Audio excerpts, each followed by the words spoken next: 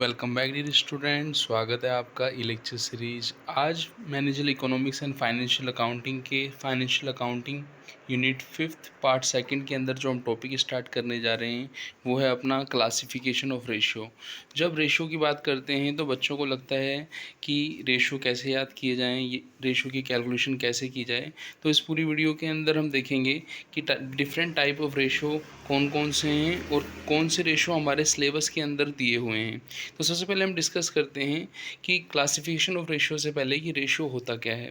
जब हमने छोटी क्लासों में पढ़ा था तो रेशियो हमें बताता था टू वेरिएबल के बीच में रिलेशनशिप। आपको याद हो हमने टू वेरिएबल लिए जैसे 1/2, तो 1/2 का मतलब है 1 और 2 के बीच में रिलेशनशिप जो है वो क्या बता रहा है, रेशियो बता रहा है।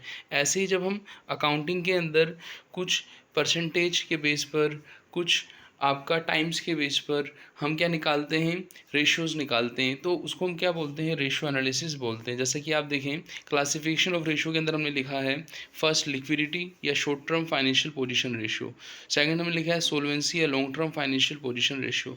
फाइनेंशियल पोजीशन के दो टाइप रहते हैं, शॉर्ट टर्म और लॉन्ग टर्म। हमारे सिलेबस में खाली short term financial position ratio है, तो हम short term financial position ratio को नेक्स्ट पार्ट के अंदर हम देखेंगे।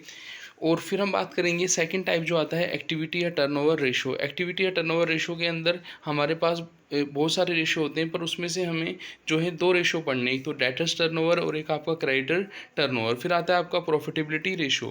प्रॉफिटेबिलिटी रेशियो दो दो बेसिस पर कैलकुलेट की जाती है, एक तो सेल्स पर प्रॉफिटेबिलिटी और एक कैपिटल पर प्रॉफिटेबिलिटी। हमारे सिलेबस में सेल्स बेस्ड प्रॉफिटेबिलिटी है, तो वहाँ पे हम उनके भी दो रेशियो देखेंगे। तो कहने मतलब ये हुआ कि इस लेक्चर के अंदर हमें सारे रेशियो नहीं पढ़ने, जो हमारे सिलेबस में दिए हुए हैं हम उन्हें ही पढ़ेंगे। अब लेमन लैंग्वेज में हम इन रेशियो को हम समझ लेते हैं। जैसे कि मैंने आपको अभी थोड़ी देर पहले बताया कि रेशियो के 4 ग्रुप होते हैं, जिसमें पहला ग्रुप कहलाता है आपका फाइनेंशियल पोजीशन रेशियो कहलाता है, और जिसके दो भाग होते हैं, शॉर्ट टर्म फाइनेंशियल पोजीशन जिसको लिक्विडिटी रेशियो बोलते हैं, और जो लॉन्ग टर्म फाइनेंशियल पोजीशन जिसको हम क्या बोलते हैं, बोलो सोलवेंसी रेशियो बोलते हैं। यहाँ पे लिखा भी हुआ है कि लिक्विडिटी या शॉर्ट टर्म फाइनेंशियल पोजीशन हमारे सिलेबस का पार्ट है, और जो हमने सेकंड पार्ट नहीं लिखा हुआ है क्योंकि वो हमारे सिलेबस का पार्ट नहीं है।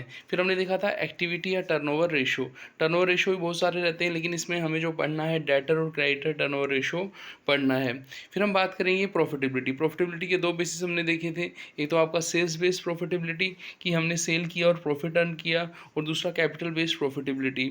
इसका हम एग्जांपल लें, सेल्स बेस्ड प्रॉफिटेबिलिटी मतलब कोई ट्रेडर है, यदि वो कोई चीज़ बना रहा है या बनी बनाई चीज़ खरीद के ला रहा है मैन्युफैक्चर से, तो वहाँ पे उसको उस प्रोडक्ट को बेचने से जो प्रॉफिट होगा वो सेल्स बेस्ड प्रॉफिटेबिलिटी मानी जाएगी। अदर हैंड देखें कि बैंकिंग कंपनीज है तो वो कोई सेल्स शो करती नहीं, तो वो क्या कैपिटल बेस्ड प्रॉफिटेबिलिटी जो आपका सर्विस के अंदर आता है हम उसको पढ़ते हैं। लेकिन हमारे सिलेबस में कौन सा है आपका सेल्स बेस्ड प्रॉफिटेबिलिटी, तो हम प्रॉफिटेबिलिटी रेशियो के अंदर एक ग्रोस प्रॉफिट रेशियो देखेंगे, नेट प्रॉफिट रेशियो देखेंगे। फिर हम देखेंगे रेशियो के कुछ अदर टाइप्स भी होते हैं, जिसके अंदर हम इन्वेस्टर पॉइंट ऑफ व्यू से हम देखते हैं अर्निंग पर शेयर क्या है, और डिविडेंड पर शेयर, आपका डिविडेंड पे आउट, अर्निंग पे आउट, ये सब चीज़ें हम डिटेल में पढ़ते हैं। लेकिन हमारे सिलेबस में अर्निंग पर शेयर है तो हम उसे यहाँ पे देखेंगे। यहाँ पे हमने डिस्कस करना है 1 बाय 1 इन रेशियो को डिटेल में। तो सबसे पहले शुरुआत करते हैं हम किससे, बोलो short term liquidity financial position ratio. जैसा कि मैंने आपको बताया था थोड़ी देर पहले, शॉर्ट टर्म फाइनेंशियल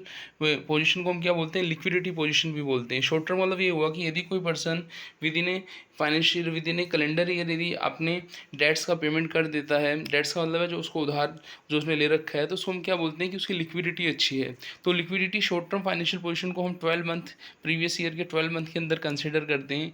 यहाँ पे जो रेशो आते हैं, पहला आता है करंट रेशियो। करंट रेशियो जो रिलेशनशिप बताता है करंट असेट्स और करंट लाइबिलिटीज़ के बीच में रिलेशनशिप बताता है। जैसा कि आप देखिए हमने करंट रेशियो के ब्रैकेट में लिखा है 2:1, 2:1। इसका मतलब ये हुआ कि करंट असेट्स यदि 2 रुपीज़ हैं तो करंट लाइबिलिटीज़ 1 रुपीज़। इनका मतलब ये हुआ कि करंट असेट्स हमारी ज़्यादा होनी चाहिए, करंट लाइबिलिटीज़ से डबल हमारी करंट असेट्स होनी चाहिए। एक आइडियल रेशियो है, इसका आदर्श अनुपात है।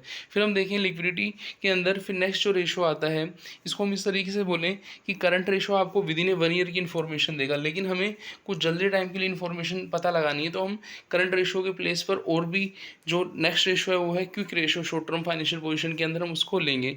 यहाँ पे अंतर क्या आएगा कि जब हम करंट रेशियो लेते थे ऊपर भी करंट आता था नीचे भी करंट आता था अपोन में, ऊपर करंट असेट्स आता था नीचे लाइबिलिटीज़ आता था।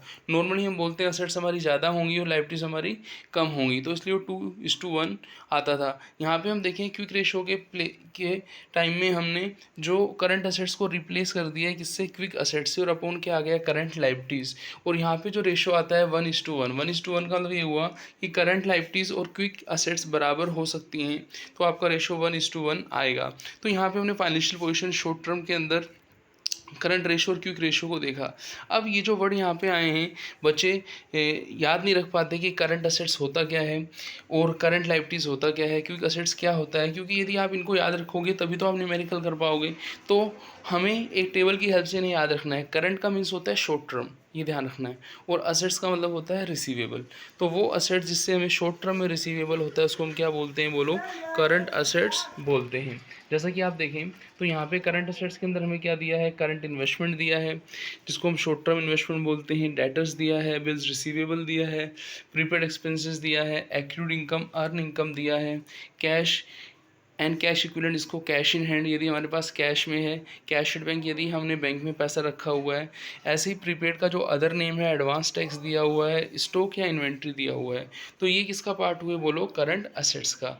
और इसके अपोजिट साइड यदि हम देखें, करंट लाइबिलिटीज़ की यदि हम बात करें तो वहाँ पे आपका जो करंट इन्वेस्टमेंट था उसका अपोजिट करंट बोरोइंग आ गया है, डेटर्स का अपोजिट क्रेडिटर आ गया है, और बिल्स रिसीवेबल का अपोजिट बिल्स पेबल आ गया है, प्रीपेड एक्सपेंसेस का अपोजिट आउटस्टैंडिंग एक्सपेंसेस आ गया है, और अर्न इनकम का अपोजिट अनअर्न या अनएक्यूर्ड इनकम आ गया है, और कैश एट बैंक का अपोजिट बैंक ओवरड्राफ्ट आ गया है। कहने मतलब ये हुआ कि यदि हम करंट असेट्स और करंट लाइबिलिटीज़ में कंपैरिजन करते हैं, यदि हम करंट रेशियो देखते हैं तो हमें पता लगाना होगा कि करंट असेट्स कितनी हैं, करंट लाइबिलिटीज़ कितनी हैं। तो इसको हम एक क्वेश्चन की हेल्प से देखेंगे तो आपको चीज़ अच्छे से समझ में आएगी। हम यहाँ पे क्वेश्चन ले रहे हैं, आप देखेंगे यहाँ पे क्वेश्चन नंबर 1 दे रखा है, कैलकुलेट करंट रेशियो करना है। हमें क्वेश्चन में इन्फॉर्मेशंस क्या दिए हैं, हमें पर्टिकुलर और अमाउंट्स दिए हैं। इन्वेंट्री दिया है 50,000, ट्रेड रिसीवेबल दिया है 50,000, एडवांस टैक्स प्रीपेड टैक्स दिया है आपका कितना है 4,000, कैश एंड कैश इक्विवेलेंट दिया है 30,000। यदि हम देखें तो ये सब करंट असेट्स हैं, और इन करंट असेट्स का यदि टोटल देखें 50,000 प्लस 50,000 प्लस 4,000 प्लस 30,000 1,34,000 आ रहा है। और करंट लाइबिलिटीज़ का टोटल देखें तो ट्रेड पेबल 1 लाख और शॉर्ट टर्म बोरोइंग 4,000, तो 1,04,000 आ रहा है। यदि हम करंट रेशियो निकालें तो current assets upon current liabilities करेंगे तो करंट असेट्स 1,34,000 डिवाइडेड बाई 1,04,000 1.29:1। तो यहाँ पे हम देखें कि हमारा एक्चुअल रेशो 1.29 जो लेस देन आइडियल रेशो 2:1 से कम आ रहा है। तो हम ये बोलते हैं कि आइडियल रेशो से कम आने का मतलब हुआ है कि कंपनी की लिक्विडिटी अच्छी नहीं है। तो हम कमेंट में क्या लिखेंगे, डिसीजन में हम क्या लिखेंगे, इट में अफेक्ट क्रेडिट वर्दीनेस।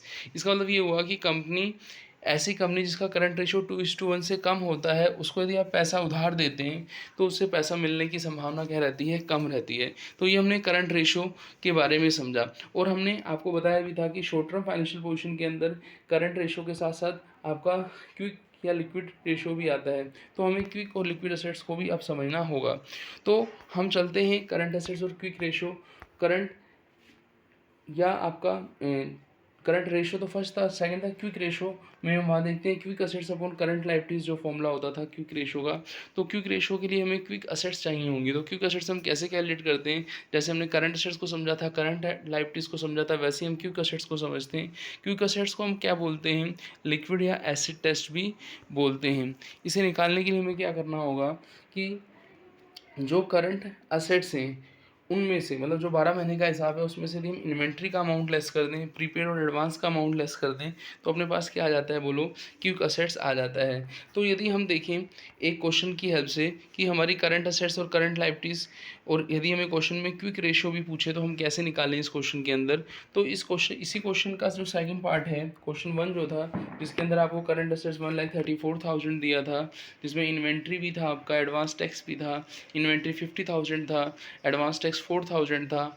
अब जब हम करंट असेट्स को क्विक असेट्स में चेंज करेंगे तो इस करंट असेट्स के टोटल में से 1,34,000 में से आपको क्या लेस करना होगा, बोलो, आप समझ गए, इन्वेंट्री और एडवांस टैक्स को लेस करना होगा। तो हमारे पास क्या आ जाएगा, बोलो, हमारे पास क्विक असेट्स आ जाएगा। हमने फॉर्मूला लिखा है कैलकुलेट क्विक रेशो, कैसे, quick assets upon current liabilities और क्विक असेट्स कैसे निकलेगा। करंट असेट्स में से इन्वेंट्री और एडवांस को हम लेस कर देंगे। इन्वेंट्री 50,000 है, एडवांस 4,000 है, टोटल 54,000 को 1,34,000 में से लेस करेंगे तो 80,000 आपका आ जाएगा, जिसको हम क्विक असेट्स बोलेंगे। और करंट लायबिलिटीज़ 1,04,000 है। यदि हम 80,000 में 1,04,000 का डिवाइड करते हैं तो 0.77 जो आएगा उसमें 1:1 हम लिखेंगे। ये एक्चुअल रेशियो आया है। और थोड़ी देर पहले हमने देखा था कि आइडियल रेशियो जो है इसका वो कितना है, बोलो 1:1। तो यहाँ पे जो एक्चुअल रेशियो है 0.77, वो आइडियल रेशियो 1 से क्या है, कम है। तो यहाँ पे भी कंपनी की जो लिक्विडिटी है वो क्या है, रिस्की है। हमने यहाँ पे कमेंट में लिखा है it is a very risky for liquidity.